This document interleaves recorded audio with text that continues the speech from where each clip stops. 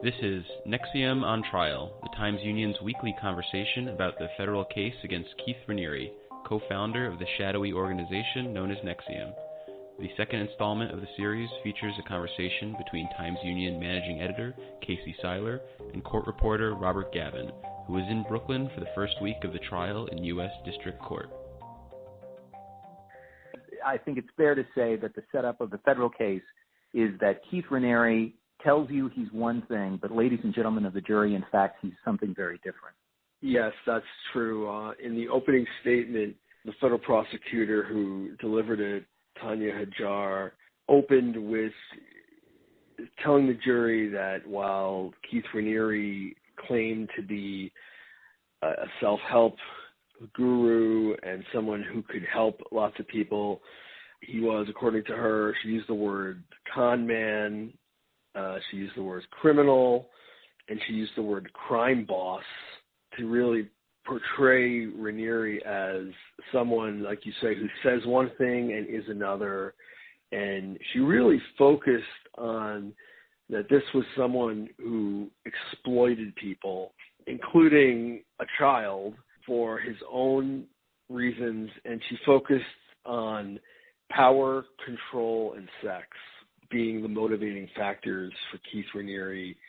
And it wasn't one of these opening statements where it goes on for a really long time, but I think she hit her points and included the whole story of the family that had been brought to the capital region through Raniere, claiming that he was going to be a mentor to their kids.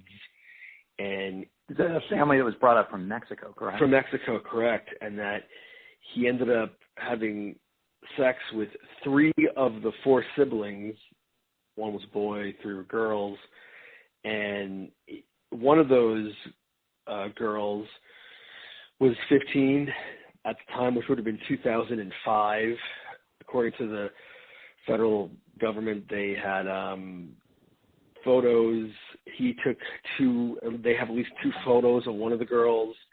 There's another girl in the family who was effectively started to actually do things that Keith Raniere didn't like. And this is a recurring theme we've seen in the first 3 days of testimony as well, that when people do things that Keith Raniere does not like, that he finds objectionable, that person is not only shunned by Raniere, but people who are also loyal to Raniere. And in this case, that included the parents of this girl who allowed Raniere, according to the government, to make her basically a prisoner in her own home. And that while the door was open, she was shunned, she was surveilled, she could, and he told the parents this is for her own good because she had done something wrong, and they agreed with him to do this. And there was a lot of talk about what had happened with that particular family. How did Raniere is primarily represented, at least so far, by Mark Afiglio? Am I pronouncing that right? Agnifilo. Agnifilo, thank you. And his opening statement kind of zigged and zagged all over the place, but it primarily focused, when it did focus, on the question of Raniere's intent in these kind of systems of, control and punishment that the jury is going to hear about. Is that a fair description? Correct. And if he at one point, he makes a reference to people's personal responsibility, and he asked the jury to ask the question of why were these things happening. I think he's definitely trying to lay the groundwork to say, this was not, these people were doing these things for their own, on their own, that there wasn't an intent by Raniere to victimize anybody, that you may not agree with what he was doing. I think he even said at one point that he doesn't agree morally with some of the things Raniere was doing. For instance, I believe he volunteered in the opening that Raniere said to people, I should say women in the organization, that he could have sex with multiple women but that they needed to be only loyal to him and they couldn't have sex, including, the first witness who testified that she was told to remain celibate for the first 2 years of her marriage.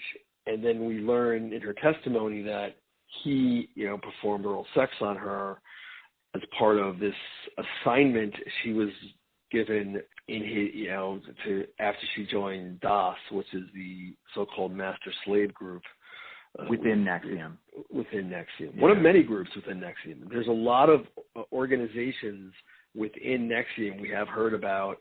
A lot of these we've reported about in the past, as you know, but I think there's a lot of them that people don't necessarily know, and some of them are certainly interesting to hear some of the details as well. So there was Jeunesse, that was a women's organization, but separate from DOS, which correct, is, as you put it, the kind of master slave organization. And then there was the Society of Protectors, which was sort of a men's group.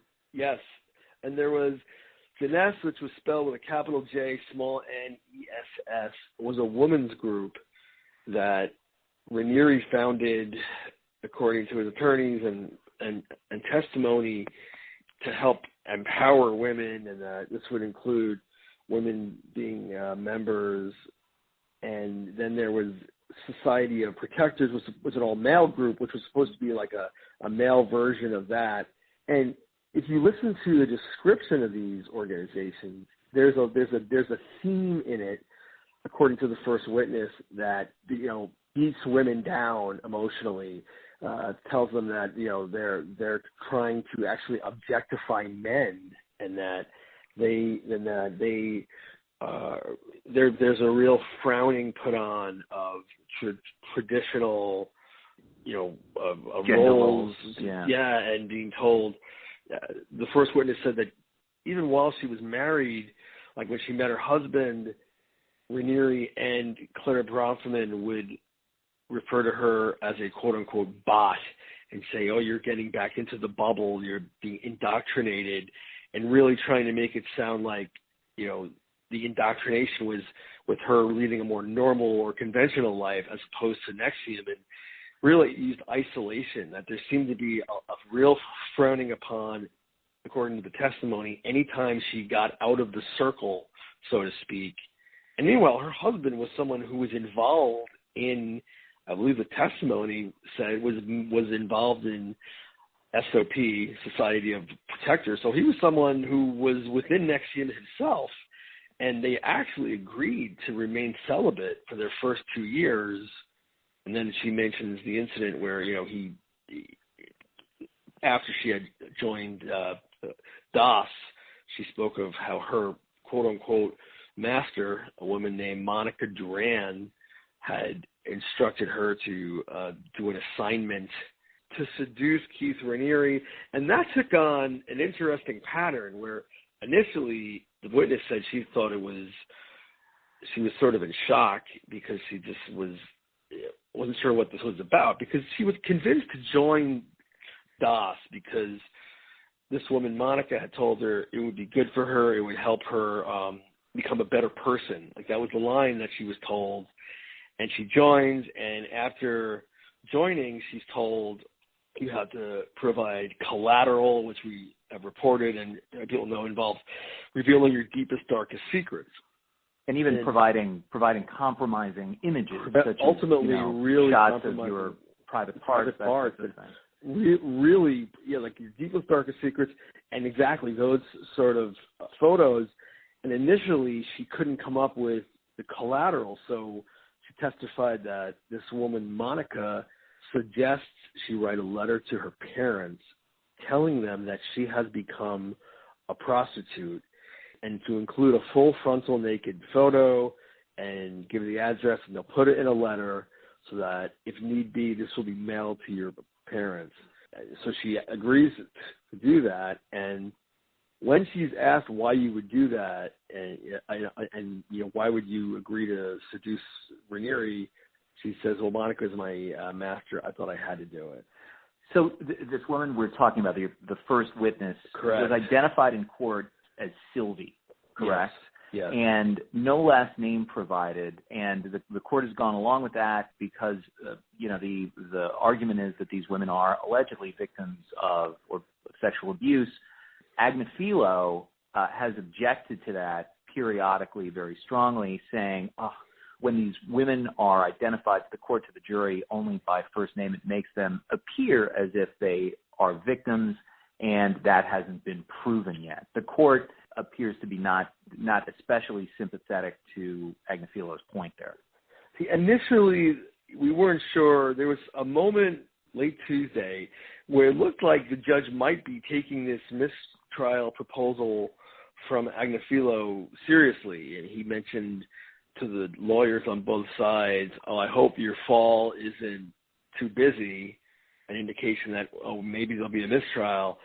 For the very reasons you're saying, Agnifilo felt that to address certain witnesses only by their first name is to make them appear like they're victims, which he thought was prejudicial to the jury.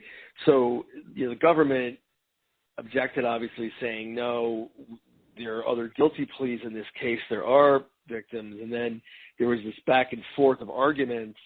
I mean, the judge had said that he felt it was concerning. He felt I think he said it was awkward, at least to be, or at best, for the government to be doing that. But he read an instruction to the jury, and that's what was done. And he rejected the proposal for a mistrial, the motion for a mistrial by Agnifilo.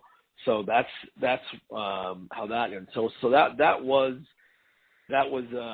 rejected. But there's always, every single trial you cover, you will see at least one, usually more, motions by a defense attorney for a mistrial. Not usually on day one, though, right? Yeah, you can see it. I have certainly seen it. It's not uncommon for a defense attorney to do it and have it be immediately rejected. The difference here was the fact that the judge kind of left it hanging that, maybe there's something to this, and then he did reject it.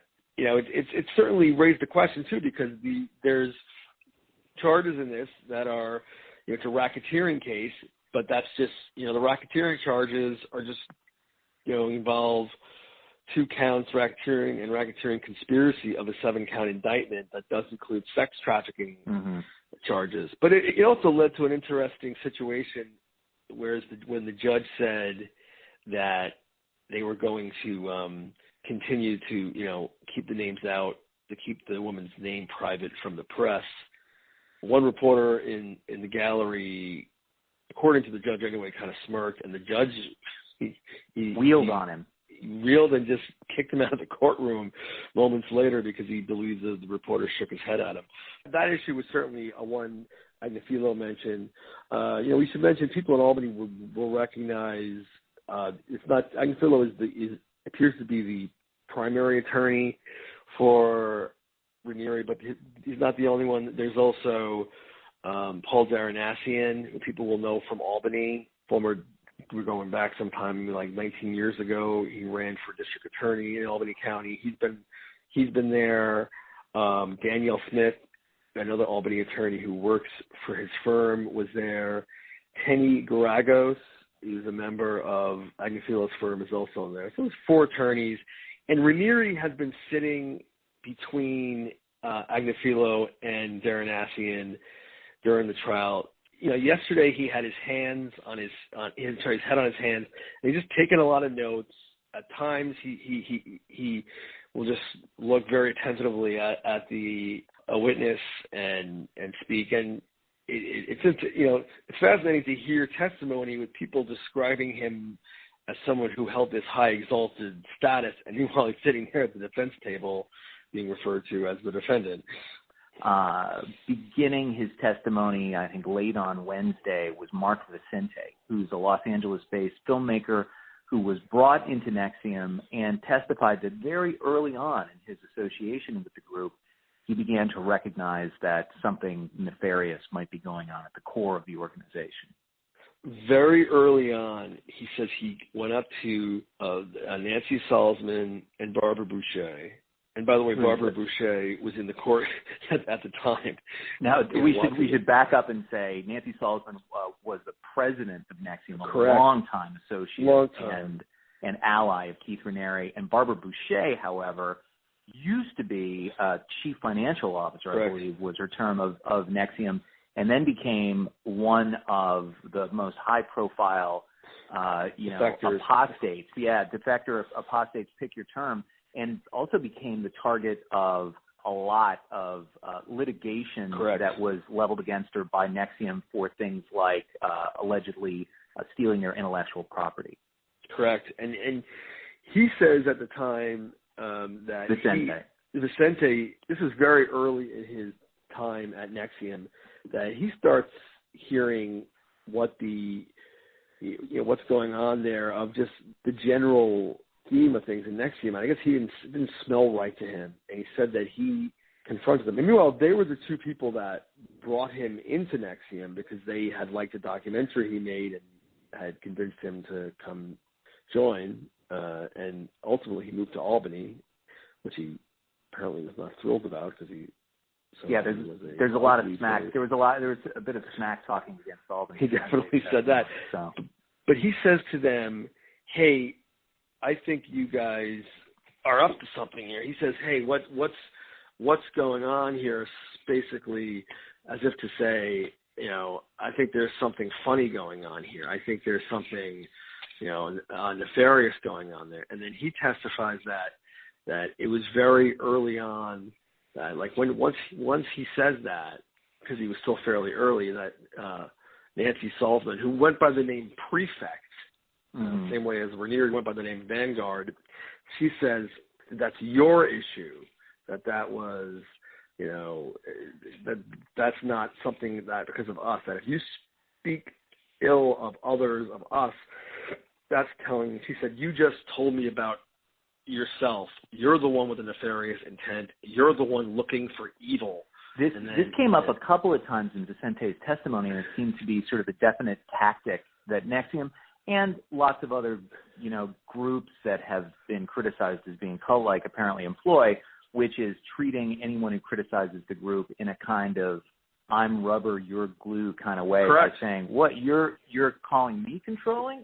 You're the one who's being controlling by bringing all this stuff down on me. So, and they mentioned that how to deal with the media coverage, and obviously, the Times-Union has done a tremendous amount of media coverage on NXIVM, 15 years or more going back, and there were other outlets doing stories.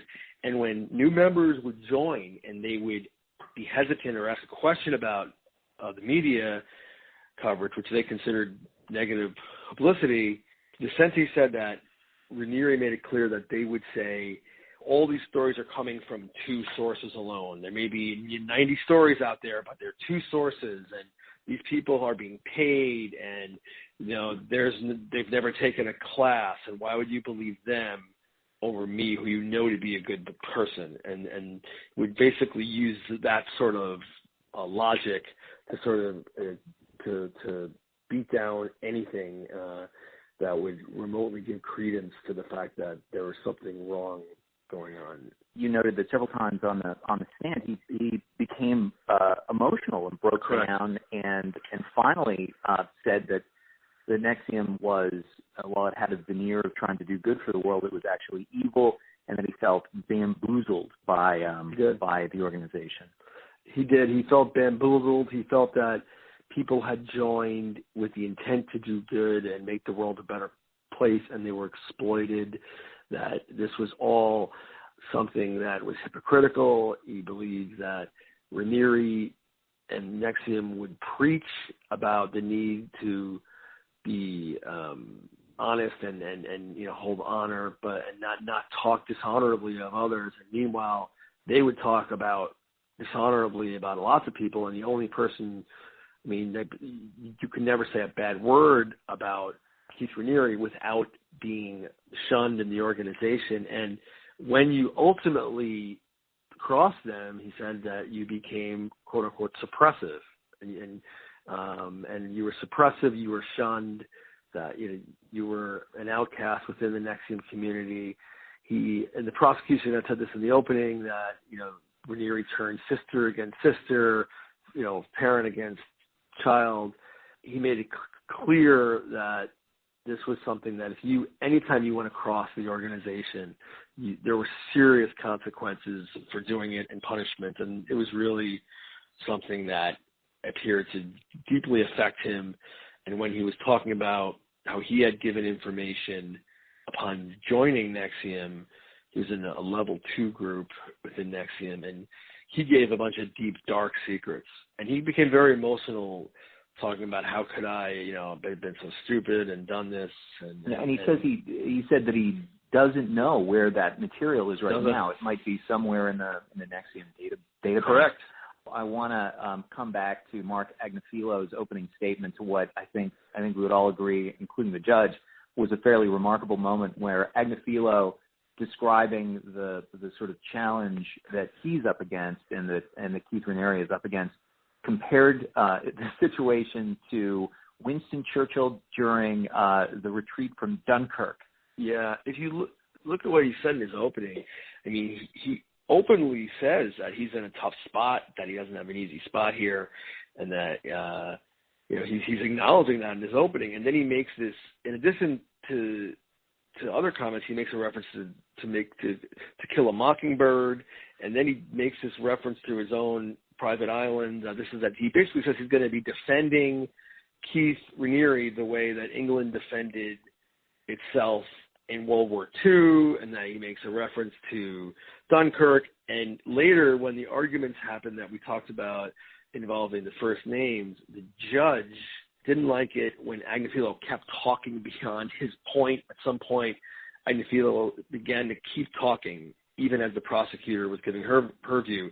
And the judge just cuts in, and he just says, don't, because I think he made a comment about excess. Yeah, don't talk to me about excess. Don't talk to me about excess. You're the one who's comparing your client to Winston Churchill, so don't talk to me about excess, which is sort of a funny comment. And then the judge said, and I've seen that movie 3 times. There's a slight difference there. So, yeah. All right.